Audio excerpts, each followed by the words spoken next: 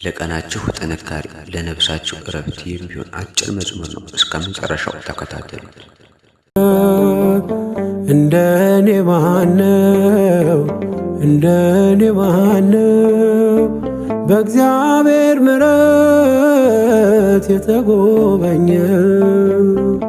እንደኔ ማነው እንደኔ ማነው በእግዚአብሔር ምሕረት የተጎበኘ?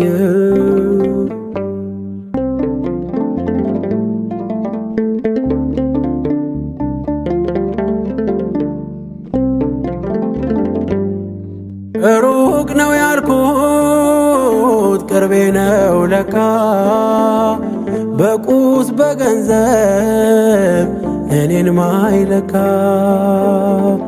ይህንን ድንቅ ጊዜ አብራችሁን ስላሳለፋችሁ አመሰግናለሁ።